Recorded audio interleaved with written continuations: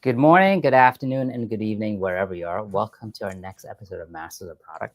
Our topic for today is elevating human experience with AI. And to help us with our topic, I'm very happy to introduce or to have Jeff um, Gelfuso as our guest. He is the SVP and Chief Product and Experience Officer at Qualtrics. I mean, Qualtrics is a household name. Who hasn't heard about it? I'm so glad Jeff is here. He has over 25 years of experience leading product, design, innovation, and user experience, and some of the most influential companies that we know of: Microsoft, Amazon, Facebook, Workday, and now, of course, Qualtrics. As for me, I'm your host, Mustafa Kapadia. I help product teams figure out how to use AI so they can be more effective and efficient. You can learn more about me and my services at echo-point.com.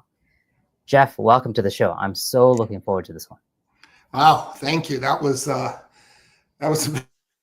big welcome. It's great to be here, Mustafa, and thanks for having me. Really appreciate No worries. it. I mean, we connected, a few weeks ago, and when we were talking about Yeah, when we were discussing about about potential topics, I love this topic because there's just so much happening with yeah, the way we think about experience, the impact of AI, and how AI is changing our relationship with technology, yeah. right? And so I think this is great. If it's okay with you, let's kind of start with the top. And I actually want Yeah, to talk a sure. little bit about Qualtrics in the industry, right? I mean, Yeah, every product, anybody who's in product knows about Qualtrics, right? yeah. And it actually absolutely dominates the space of customer experience. hmm But given where it is now, I'm sure AI is making an impact on your business and your industry, right? And I'm curious, what are you seeing? How is it Yeah, changing your business, or how is it impacting the industry in general? yeah. And thank you for that. I mean, predates me and all the success and the incredible experiences and platform and capability that Qualtrics Yeah, has created over the years.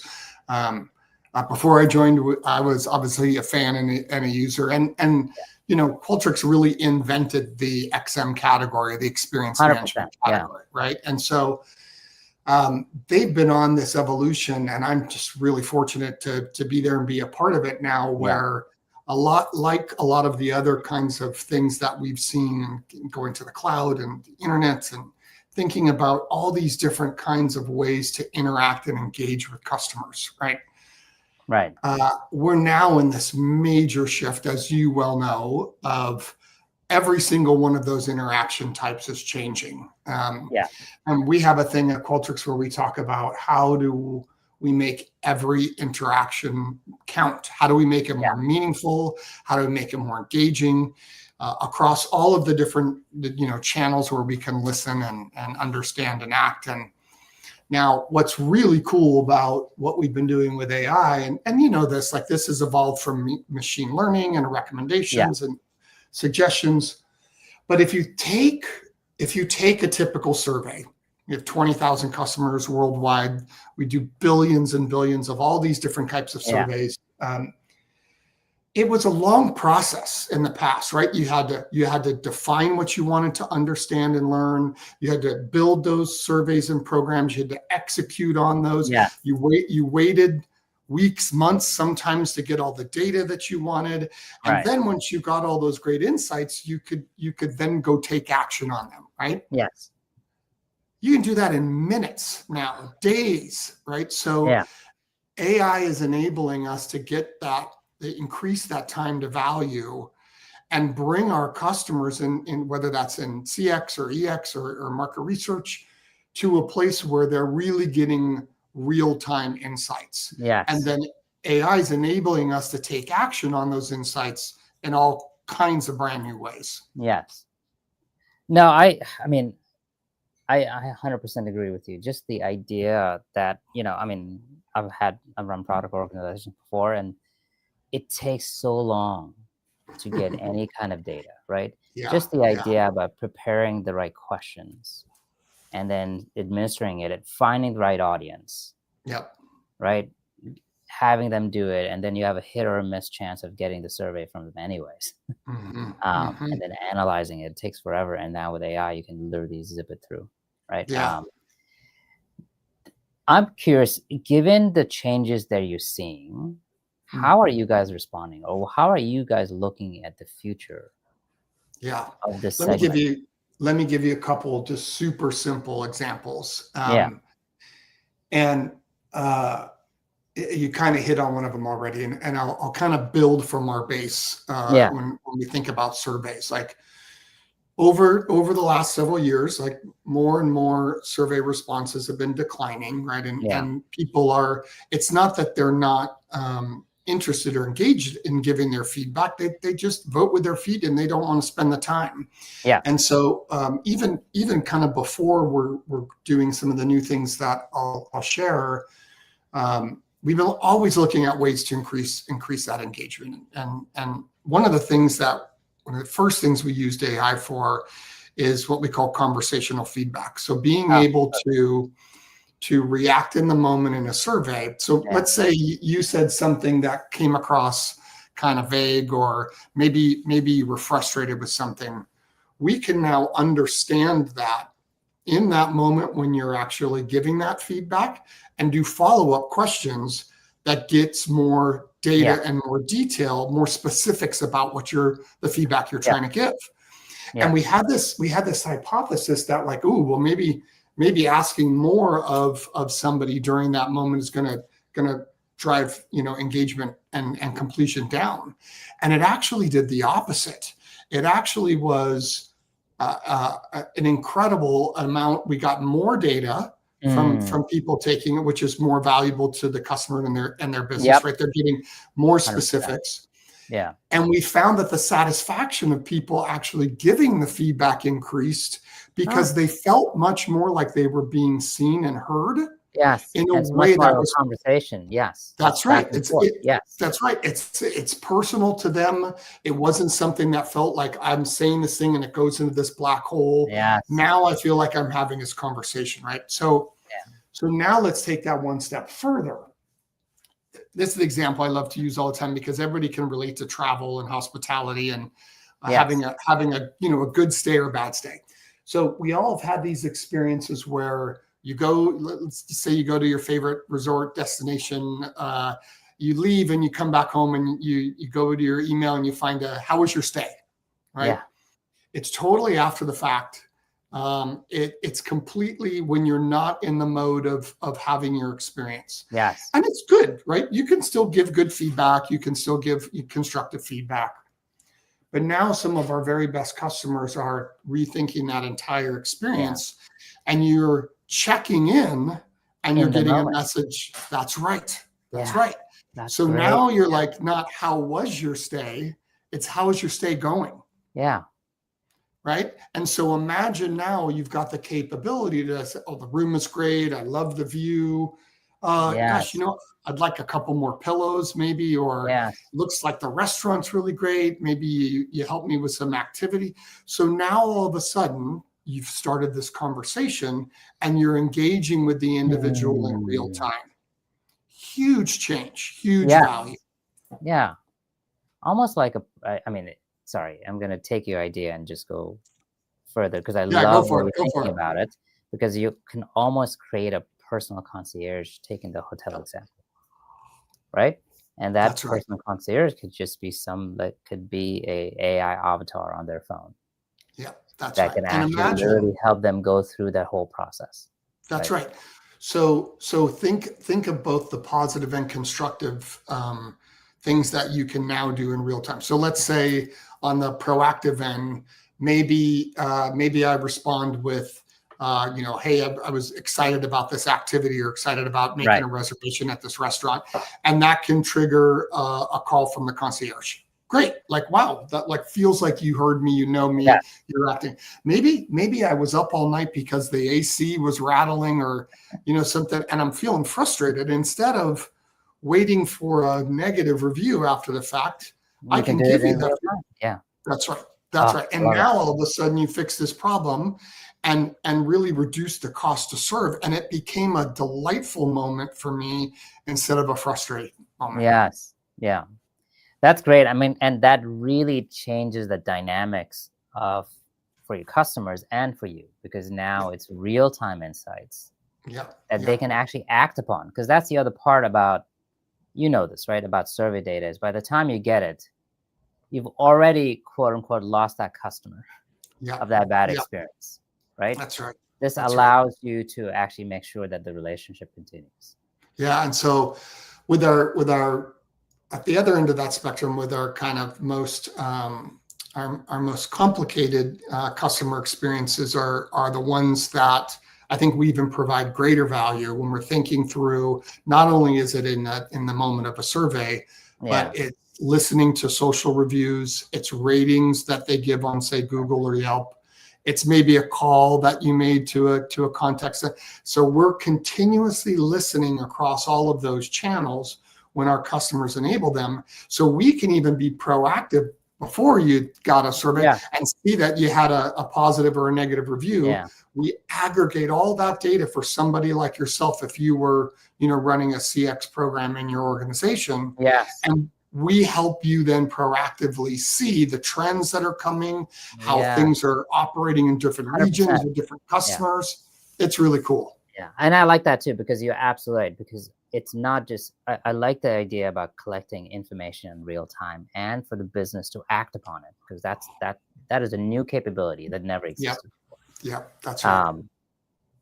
At least at the scale of technology, right? They can act upon it on the human scale, but not there. Yeah, but then to take all that data and analyze it, and in many, I'm sure you guys are already thinking about this or doing this, in which you can have your customer, quote unquote, talk to that data. Yeah. So that they can get that insight that they want. So they're not constricted by whatever format that they have created. So they can go beyond those things. Because that's the other ability. Like, how many times it's happened to me in which I'm like, okay, I get the report. I'm like, well, I have follow-on questions. Yeah, that's right. Right. So now I can talk to my data and have follow-on questions. That's right. You can have a conversation. So we'll summarize it for you.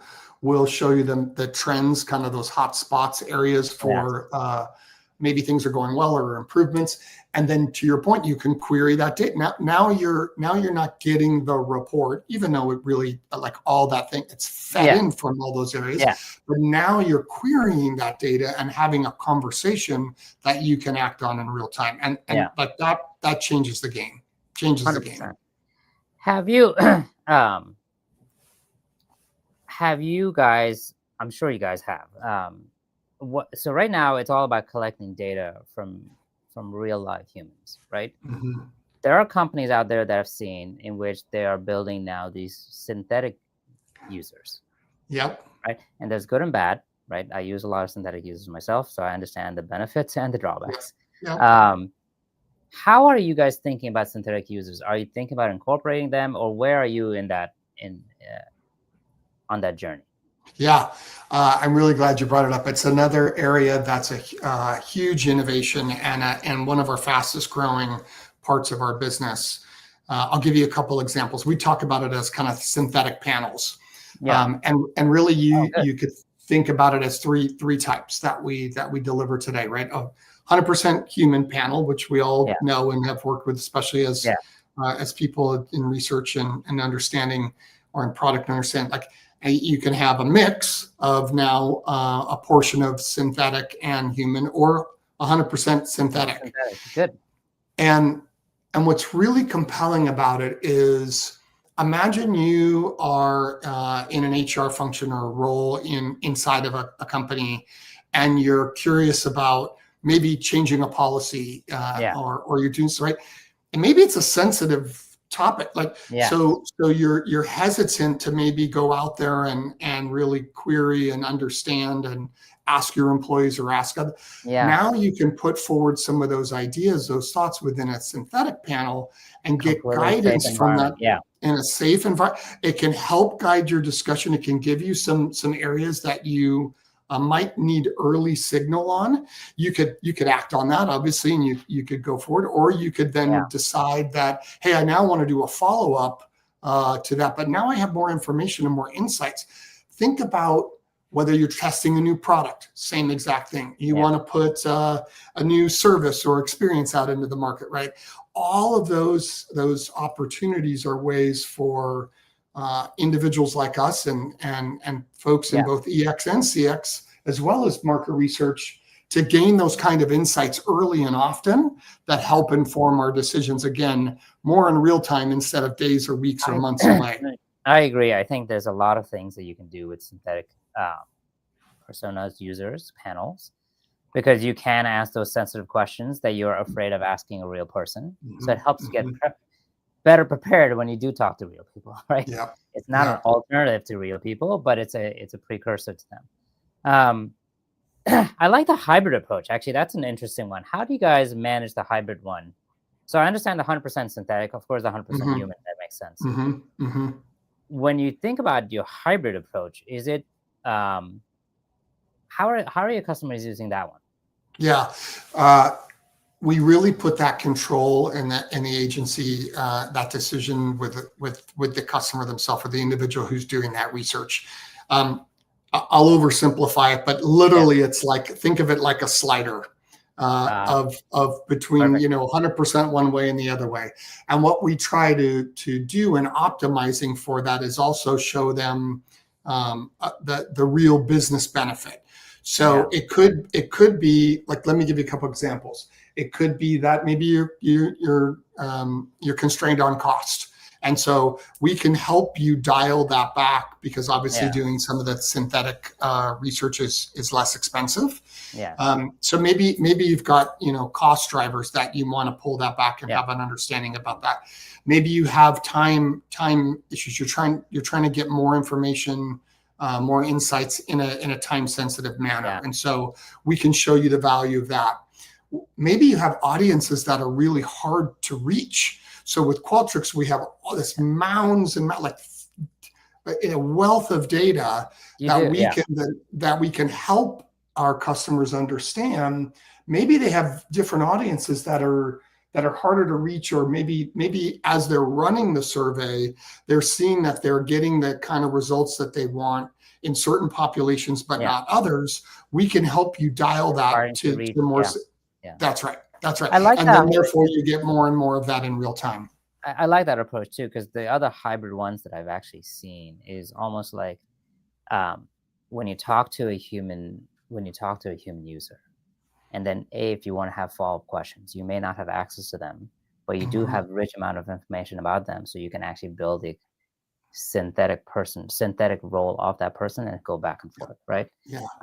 The others I've seen is in which you talk to synthetic users and then you actually run it by human users, and so now you're getting the bit. So there's a whole bunch of ways to do that. I've also seen is there seems to be other startups I've seen, and maybe you guys are already doing this too or thinking about it, is having a synthetic interviewer against a human person, right? Have you guys experimented on that front at all? Yeah, it's definitely something we're looking into and exploring quite deeply right now. If you think about, and it has a lot of pitfalls, by the way. So it's very early. Yes. Well, so you got right to the point, Mustafa, like right away, So if you take a step back for a moment and you think about the greatest barrier to adoption of AI right now, the first and foremost thing that we are always thinking about when we're trying to really elevate that human experience is trust. Do I trust it, right? Do I trust it's talking in my voice? Do I trust that it's giving me the accurate information from the right sources? Do I trust that it's summarized the data? So as we get into these, you're making huge business decisions based on this data. That's right. So you have to be able to trust it. We have to be able to trust it, and we have to be able, especially as we start to get into kind of full agentic researchers and virtual researchers, you really have to be aware of how am I going to, and some of us have more experience in asking kind of the right kind of structured questions. Some of us don't. All of those things factor into making sure that what we want to deliver is the most trusted experience, insights and information that helped you act on it. That takes time to perfect. That takes time to work through a lot of the different variables. That takes time, and you don't want to go into that too quickly. You want to make sure that you're getting it right, because if it goes wrong, it can go really wrong, right? I agree. And it's very hard. The trust factor is a big part of this, right? It's a big part of it. And it's hard to do that when you have synthetic type of anything in between. So there's a verification piece that is part of it. That's very important. Well, and when you think about AI just in generally, like we also serve customers in all kinds of industries and worldwide. And so you're also just going to have specific industries that are either more conservative, more regulated, right? Yes. And some are going to be more on the early adopter forefront of and some are going to take a little more time. And so it's really our responsibility as product leaders in the space. And as we think through these experiences, are we really like thinking through all those areas where we could break trust? Yes, I agree. And especially when you do international markets and you have international users and international cultures, that just adds a whole list of nuances and complexities that make it harder and harder, right? If it's okay with you, I want to go into, I love the topic of synthetic anything. I can talk about this till the cows come home. A lot of our clients, that's what they hire us for, is to help us figure out the synthetic personas for their customers. Interesting. I'm curious, as you're like, these are all great ideas, right? But it takes time and effort and a new way of building and thinking, by the way, to even get to this vision. Right? Yeah. So I'm curious, are you guys building products differently? How are you changing the way you're building, or just the whole idea about building more agentic AI solutions? Yeah. Oh boy, this one we could talk about for a couple hours. It is a loaded question. No, I'm super passionate about it. And there's, maybe we could divide it into two areas. There's the way that we're envisioning designing and building products that's already changing, radically changing and evolving, and come back to that. And then there are the ways that we're experiencing these different solutions, right? Like, and those are radically changing. So that's all right. You got my follow-on question as well. So it's perfect. You can start wherever you want. Okay. Well, let's start with the latter. Let's start with the area where we think about kind of the experience itself. And clearly, more of these experiences are becoming conversational, whether that's in text or messaging, or in voice. We're starting to see that, even the page of blue links is no longer the way we want to interact with things, right? We want to have more of a dialogue and a discussion. And so we're seeing that change. Now, what's interesting about the way that you think about the combination of those things, we also know that some of our human behavior where we've been conditioned, especially if I think about my kids and eventually their kids, they don't hold attention for long queries of time, right? So right now we're also like returning volumes, sometimes paragraphs back that people don't want to consume. So we have to really carefully curate the combination of like the information that we give, the visualizations, even the way that we summarize things. And so that's changed the way we think about how we design that outcome. Where before, right, we got to a place where it's like, let's figure out the happy path. Let's map all those customer journeys. You were always trying to do those things first, and then you address the edge cases. Now there can be a lot of edge cases all the time, right? And you're designing with data that's constantly changing. So instead of saying, I know exactly everything that will be true, you have to anticipate what that outcome, what could be. And then you have to think, what are so now you're kind of, yes, we're still designing and building at the experience layer, but we're moving now down into more of the intelligence layer. In how we train the model. Analogy, because you know what? Because of constraints we've had in product, we've always thought about the happy path. And then all the edge cases become second order, right? That's right.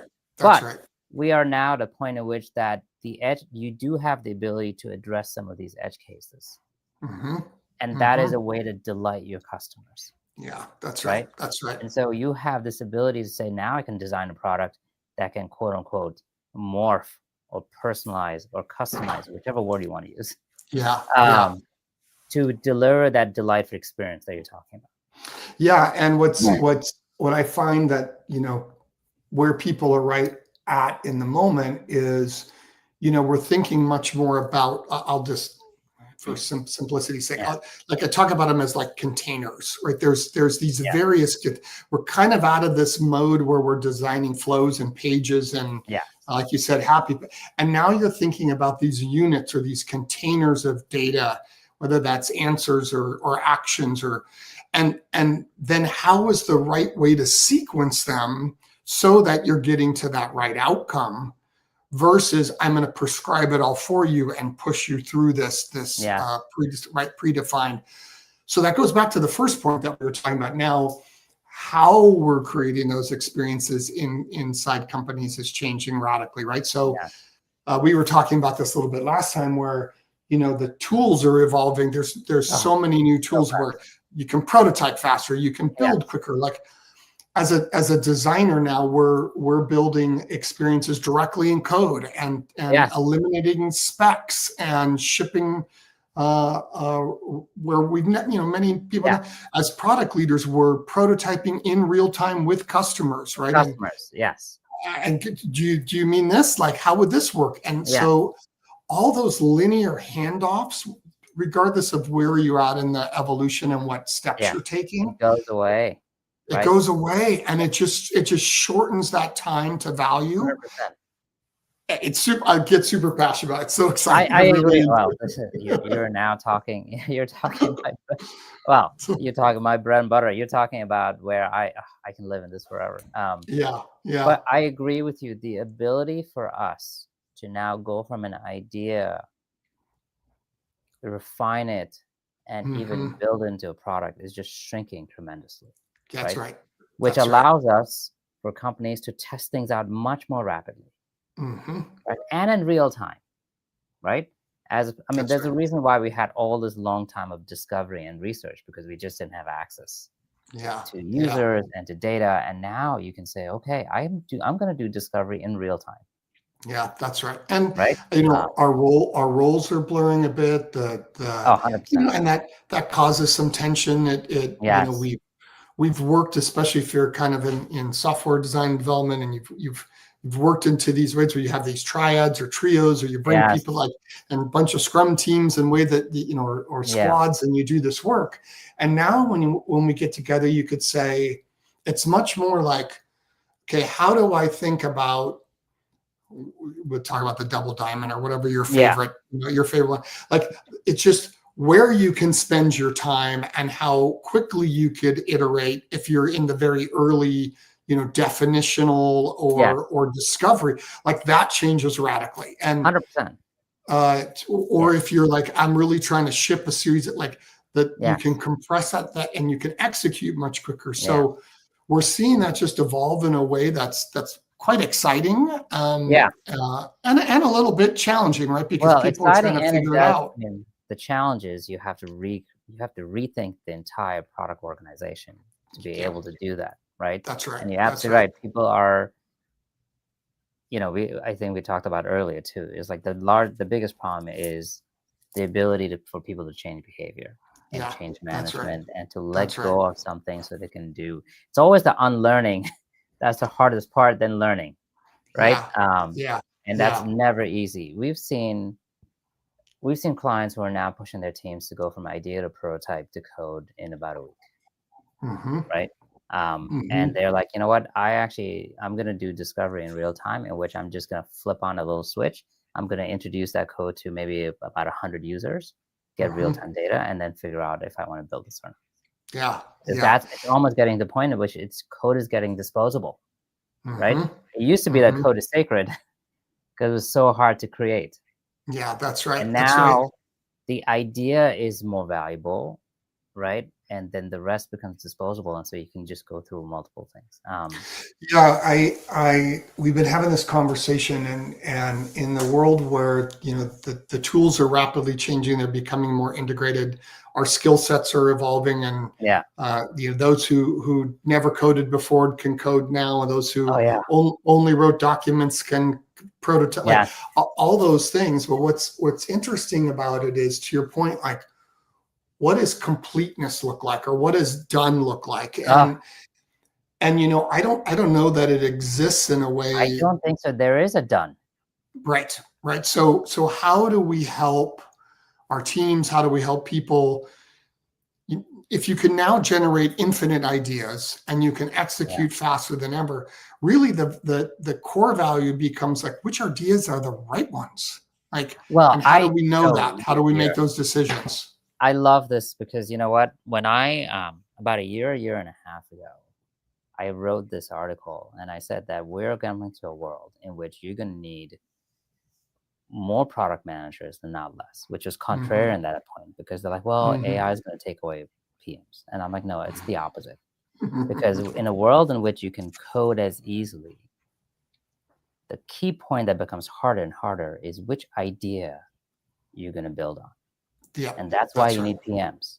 Or That's right. forget about title PMs, but you need that people to think about a product thinking lens about what's going Yes. to get value, right? Yes. Yes. And so That's right. and I actually see this in our clients too, is that more and more engineers are turning into more and more PMs, Hmm. Hmm.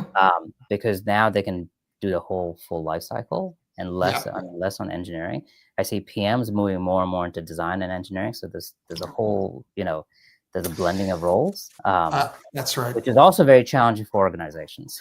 It Um, is. It is. but And the idea is what matters. I love the fact that you're thinking about it the same way, because how do you validate a good idea becomes the most important skill, yeah. not even building Yeah. it anymore, right? That's right. We've been having these conversations in a variety of different organizations, internally and in the community and some of my peers as well. And um, there's still some truths and principles out, like to your point about like, okay, let's assume we've all come. Most of us that are here now have come from some type of education, training, skill Yeah. development in a discipline, right? And Yes. we all have had that as kind of still our core, Yeah. regardless if we kind of shape. But and I think that's still going to be true. I think what's going to be different is what that education and skill development looks like. Yeah. But also there's this idea of sense, right? And so if you think about quality, Yeah. craft, the Oh yeah. idea, right? Those still Those still matter matter. a lot, 100%. It right? actually forces us to go back to what I like to call the first principle of the why we became product, right? What Mm-hmm. I see in most product organizations is that we get so married to the process. Like we Yeah. have to write a PRD, we have to do this, we have to do that, that we lose the outcome focus, Right. right? That's right. And this Yep. forces you to say, well, you know what? I don't need to spend 2 weeks writing requirements. I can do it in an Mm-hmm. hour. Mm-hmm. But Mm-hmm. that process of writing requirements and thinking it through is what matters. That's where your Yeah. product sense comes in, your product skills comes in.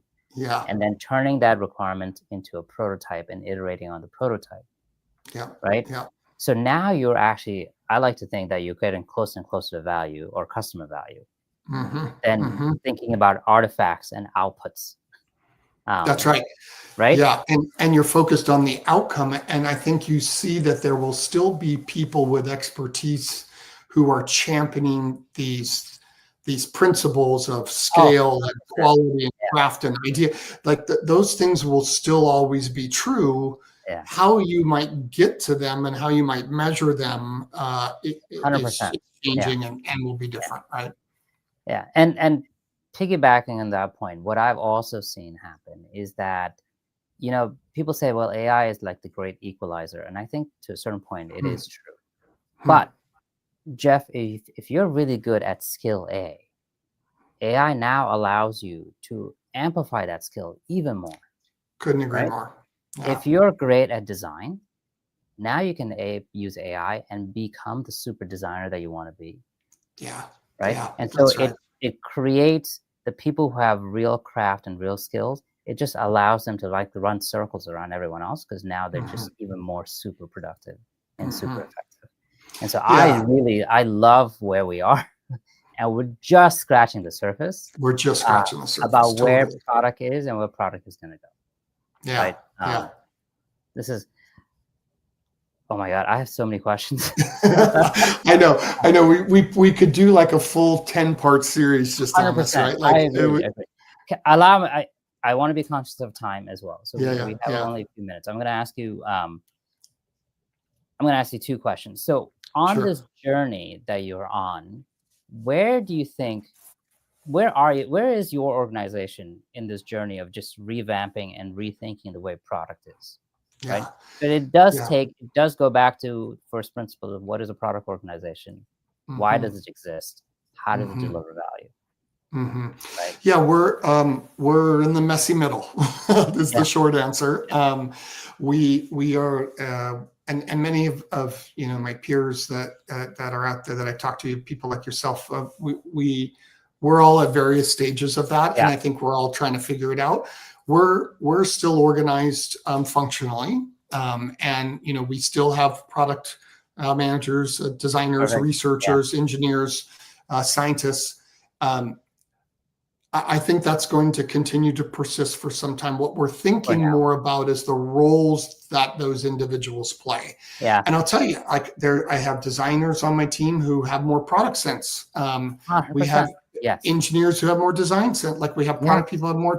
So I'm personally trying not to be too prescriptive about the role and the outcome. Instead, Yeah. we're trying to set some goals. So, for example, if we said, what would it look like if we could prototype in hours instead of Yeah. days or weeks? Okay. How do we want to organize around that outcome? Or Yes. what if we said, I never want to write another spec again?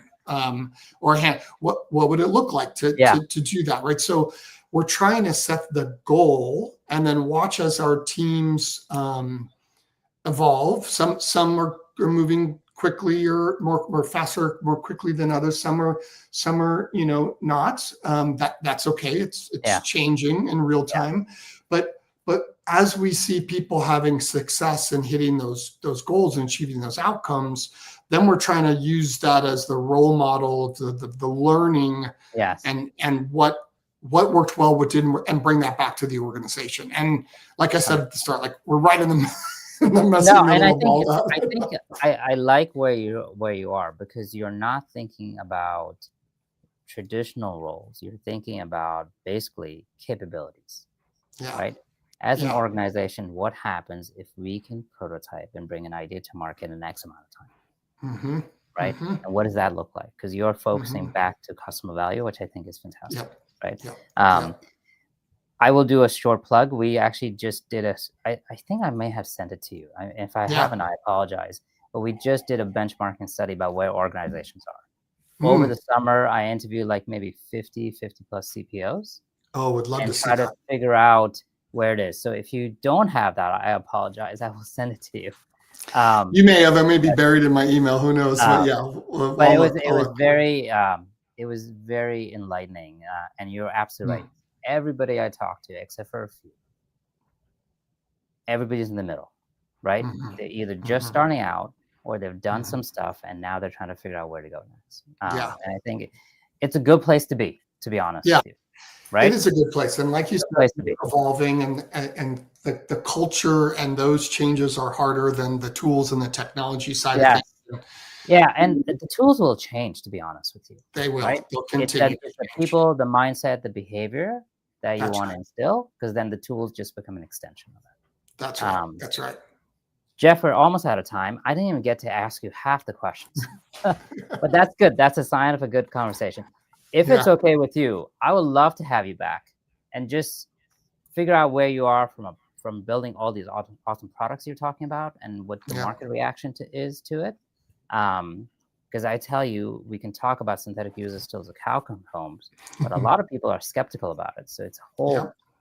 that's a whole new type of customer education and training you have to do That's right. for them to be comfortable with it. Or we That's can talk about your internal transformation, about how you're actually just changing the way you're doing it. And by the way, I love the title, Chief Product Customer Experience Officer. Sorry, Yeah. Chief Product Experience Officer. I love it. Yeah, well, hopefully at some point that even gets simpler and goes away, and we're all just creating elevated experiences, right? Yeah, And I yeah, loved how you talked about like the tool, the technology, the evolution of that. If we adopt those things and if we embrace them and see them as opportunities to elevate yeah. our skills, it supercharges all of us in ways that 100%. we couldn't do Yeah, before, right? I And so, personally think you become a product manager because you are a creative person at heart. mhm, I think that's one of the key elements of being a good PM or a good mhm, designer. Um, mhm. and so I think AI just unleashes that creativity, Yeah, right? yeah, It's like you're in getting a back huge the way. box of crayons. Let's play. Let's play. Yeah, Yeah, let's um, start sketching and drawing and painting and 100%. Um, yeah, for this is sure. great. Thank you very much for your time, Jeff. We will definitely have to talk again. Yes? Yeah, I'd love to continue the conversation and thanks again for having me, stuff. No, Appreciate this it. is great. Thank you. All right, take care. Bye for now.